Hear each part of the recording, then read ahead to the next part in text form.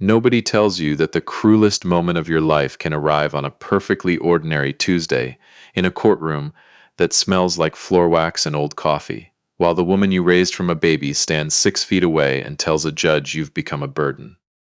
I wore a $14 flannel shirt that morning, the kind they sell in a 3-pack at the Canadian Tire up in Orillia.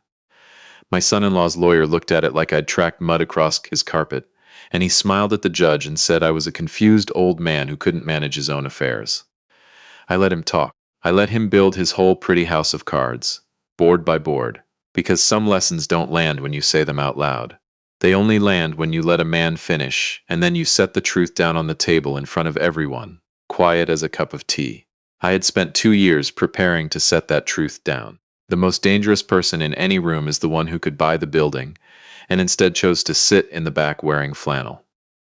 Welcome to Dad's Fierce Revenge. Pour yourself something warm, get settled, and remember, as you listen, that every single person in these stories had every chance in the world to do the decent thing. They looked at decency, and they looked at the other road, and they picked the other road with both eyes open. So go ahead and drop a comment, hit that like button, and make sure you're subscribed, because once you hear how this one ends, you're going to want to be here for the next. My name is Walter Brannigan. I'm 63 years old, a widower, a grandfather, and until 2 years ago I was the founder and majority owner of a company that I built out of a rented garage in Barrie with a borrowed welder and more stubbornness than sense. I am not a loud man. I never have been. My late wife Patricia used to say I could sit in a room so quietly that people forgot I was there, and then I'd say one sentence and the whole conversation would tip over. I solve things the way I've always solved things, slowly, carefully, turning them over in my hands until I understand exactly how they're put together. That habit is precisely why what happened in that courtroom caught every soul in the room flat-footed. Everyone except me. Let me back up, because none of it makes sense unless you understand the shape of my life before that morning. 2.5 years before I walked into that courthouse in a flannel shirt, I sat in a glass conference room in a tower on Bay Street in Toronto, watching a row of lawyers in suits that cost more than my first car shake hands over a deal that had just made me a very, very quiet rich man. $41 million. That's what they paid for the controlling stake in Brannigan Thermal, the heating and industrial furnace company I'd spent 30 years building from nothing. 30 years of frozen job sites, of missed dinners, of driving Highway 11 at 4 in the morning in a snowstorm to fix a client's failed system because I'd promised I would. I signed where they told me to sign. I shook the hands I was supposed to shake. And I felt almost nothing, because by then I already knew the part of my life that mattered most was quietly coming apart, and no amount of money on Bay Street was going to bolt it back together. My Patricia had passed 18 months before that deal. Cancer. The fast kind, the kind that doesn't give you time to get used to the idea. After 38 years of marriage, I found myself standing in a house in Barrie that was suddenly far too big. Listening to a furnace, I'd installed myself cycle on and off in rooms nobody used anymore. We had one child, our daughter Bernadette.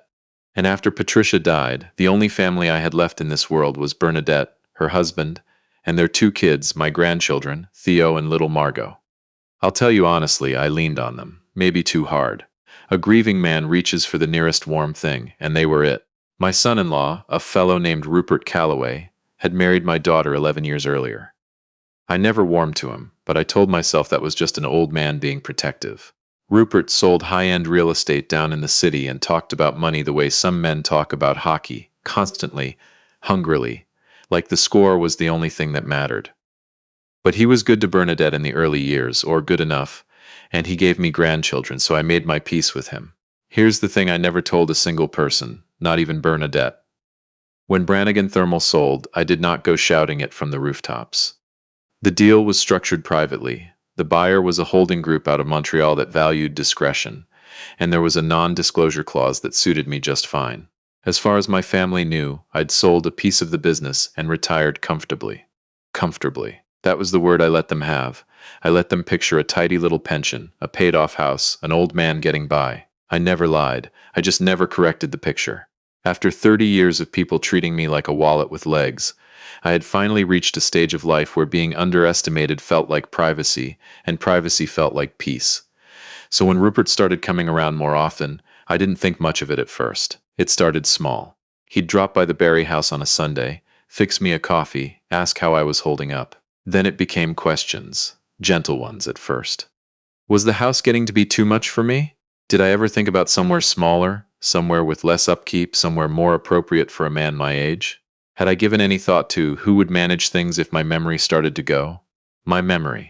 I was 62 at the time and could still recite the BTU output of every furnace model I'd ever sold, but Rupert had decided, or had chosen to decide, that I was slipping. I found out the way careful men always find out. Not from one dramatic discovery, but from 100 small wrong notes that didn't add up until all at once they did. The way Bernadette stopped meeting my eyes. The way Rupert started bringing a leather folder to our Sunday visits, and just needing a quick signature on this or that. The way a man from a company I'd never heard of showed up at my door one afternoon to do what he called a wellness assessment. Sent, he admitted when I pressed him, by my son-in-law. The thing that finally tipped it over was a phone call I wasn't supposed to hear. I'd come to their house in Newmarket to babysit Theo and Margot, and I was in the kitchen making the kids grilled cheese when I heard Rupert in his office talking to someone about the Brannigan estate and getting ahead of it before the old man does something foolish with the house. He used the word guardianship. He said it the way you'd say a checkmate, and then he laughed, low and satisfied, and said, "Trust me, by spring he'll be signing whatever we put in front of him." I stood there at that stove with a spatula in my hand, 2 grilled cheese sandwiches going golden in the pan, and I felt the floor of my life shift under me. My own son-in-law was building a case to have me declared incompetent, to take control of my affairs, my house, my so-called comfortable little retirement, and my daughter, my Bernadette, was either helping him or letting him. I didn't slam any doors. I finished making the sandwiches.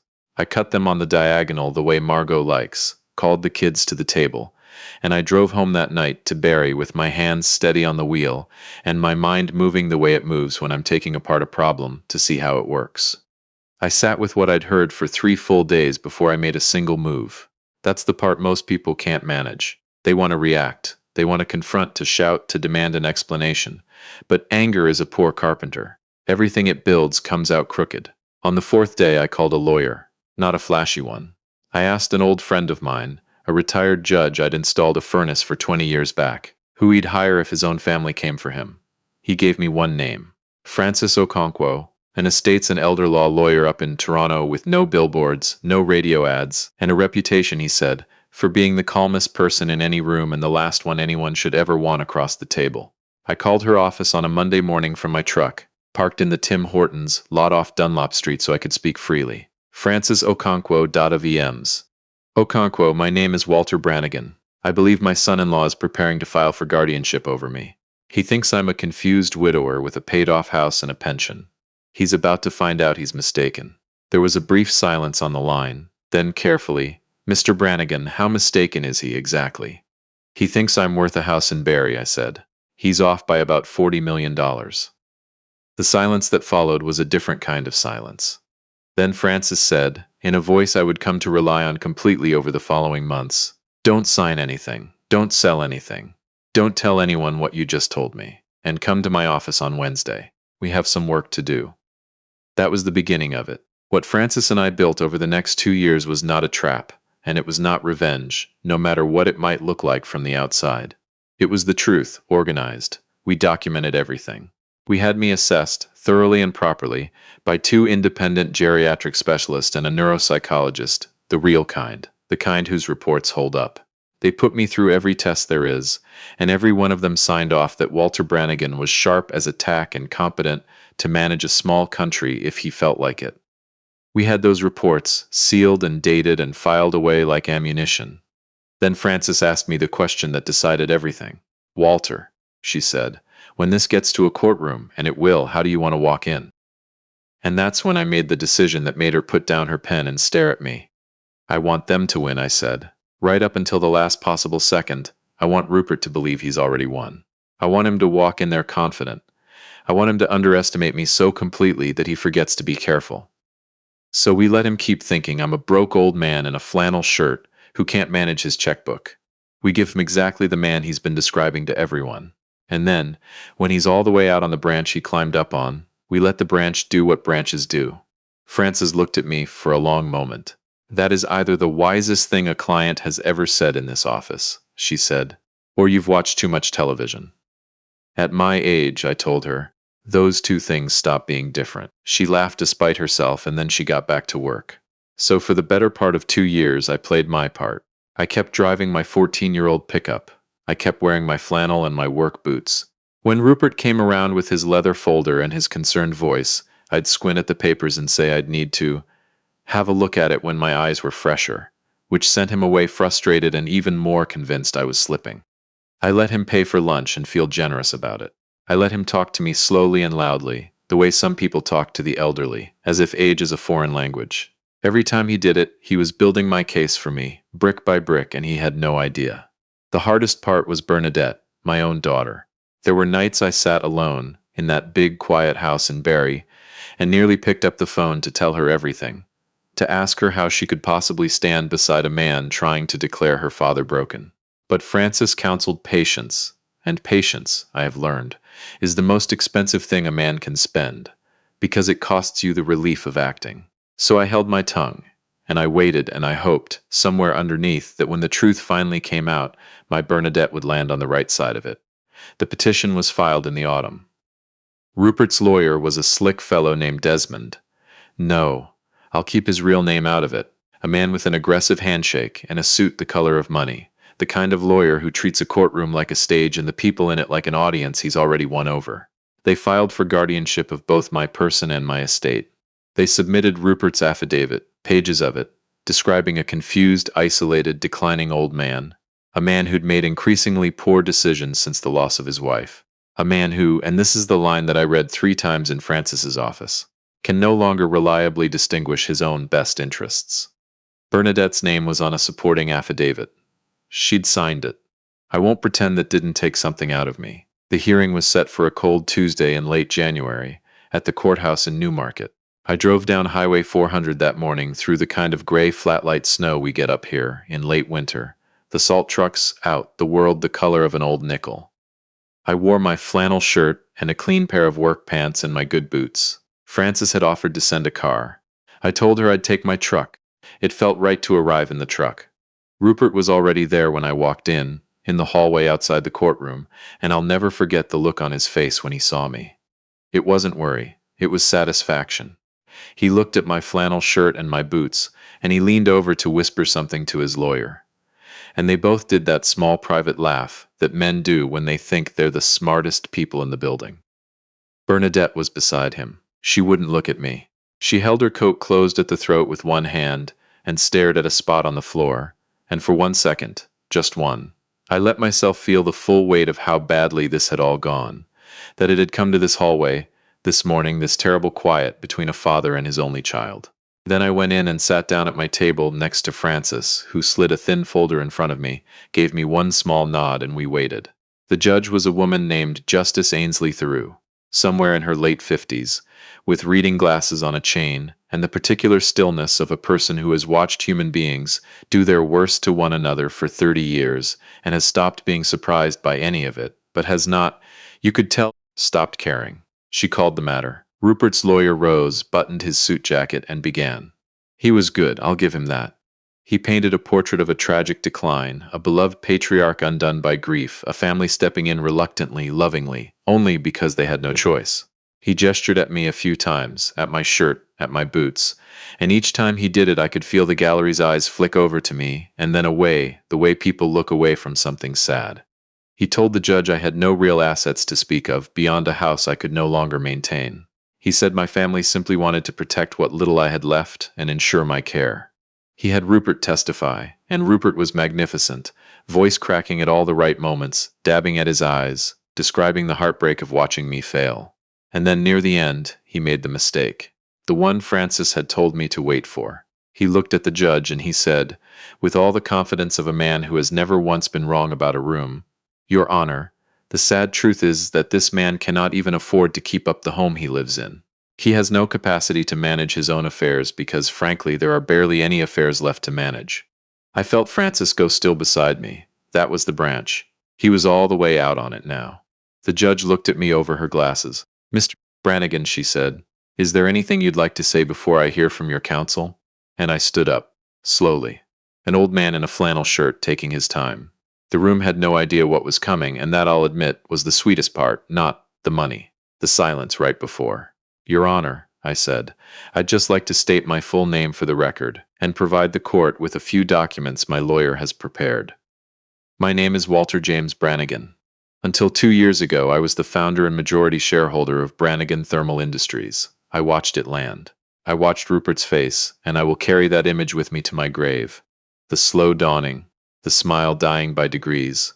Francis rose then, smooth and unhurried, and began to hand documents to the clerk. The independent competency assessments, all three of them current, thorough, unimpeachable.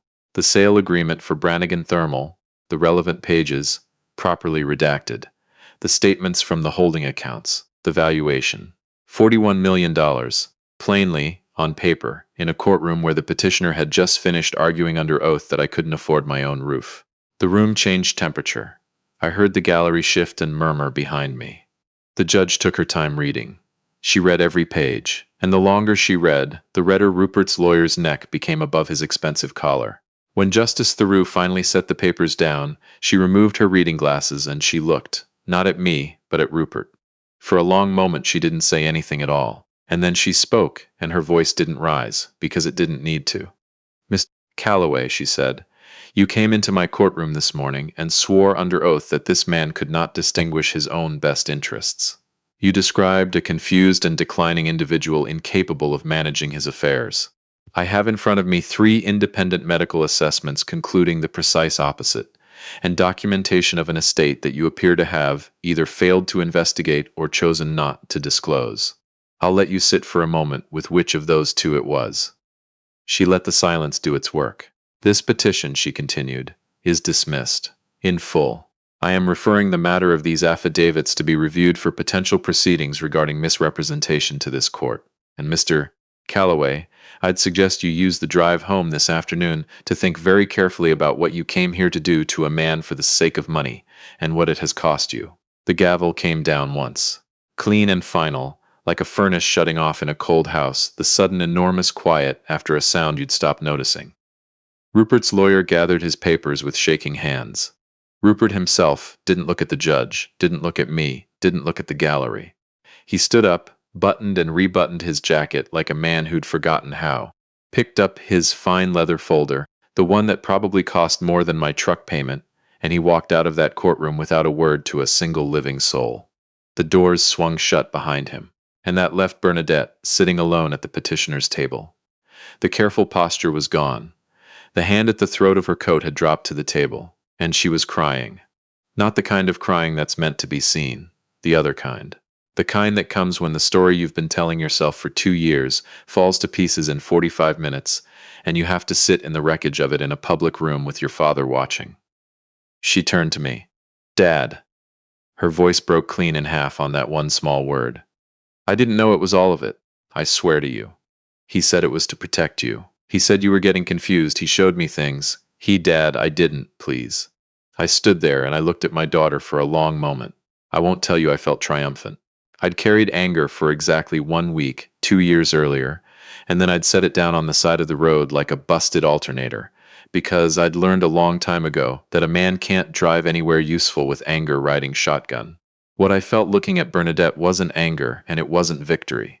It was grief. The specific grief of a father looking at his child and seeing both the little girl he taught to skate on the pond behind the Barrie house and the grown woman who'd let her husband sign papers to declare him broken.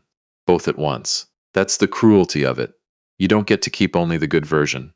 I came around the table. I didn't hold her. Not yet. I wasn't ready for that, and neither was she. But I put my hand on her shoulder. I know he made it easy to believe, I said. He's good at that, and you were grieving your mother too. I know. How do I fix this? She whispered. You don't fix it today, I said. You start tomorrow. And you start by being a mother those kids can be proud of. Because Theo and Margot are going to need at least one parent who chose the right side of a courtroom. That's the only thing I want from you. She nodded, wrecked and small, and I left her there. Because some things a person has to sit in alone for a while before they can climb out. Outside, the January light hit the courthouse steps the way Southern Ontario winter light does. Thin and silver, and completely indifferent to anything that happens to the small human beings underneath it.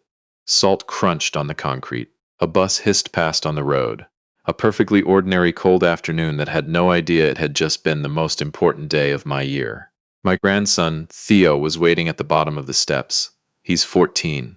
He'd taken the bus down from school on his own, told nobody, the way that kid does everything, quietly and without asking permission. He had his backpack over one shoulder, hanging off it like the strap was more of a polite suggestion than a commitment, and he was watching my face the way he's watched my face his whole life, because that boy misses nothing and never has. "Grandpa," he said, pushing off the railing, "did you win?" I came down the steps and put my arm across his shoulders. "I didn't go in there to win, Theo." He frowned up at me. "Then what'd you go in there for?" "To tell the truth," I said, out loud, where it counted. He chewed on that, the way he does, that particular silence of a kid actually thinking instead of just waiting for his turn to talk. "What's the difference?" I looked down at my flannel shirt and brushed a bit of road salt off the front of it. "Winning is about beating somebody," I said. "Truth is about something bigger than whoever happens to be in the room. One of them you do for yourself. The other one you do so a fellow like you grows up in a world where it still means something." He nodded slow. He didn't have all of it yet. That was all right. He's got time, and now, so do we. We walked to my truck through the salt and the gray, an old man and a boy, and I drove him home up Highway 400 with the heater going.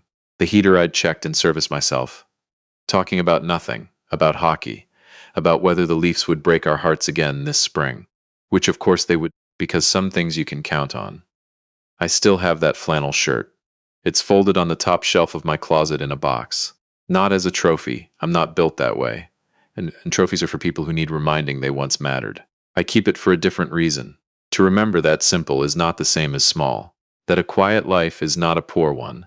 That the most dangerous man in any room is never the loudest or the best dressed, or the one with the costly folder and the borrowed confidence and the absolute certainty that he's already won.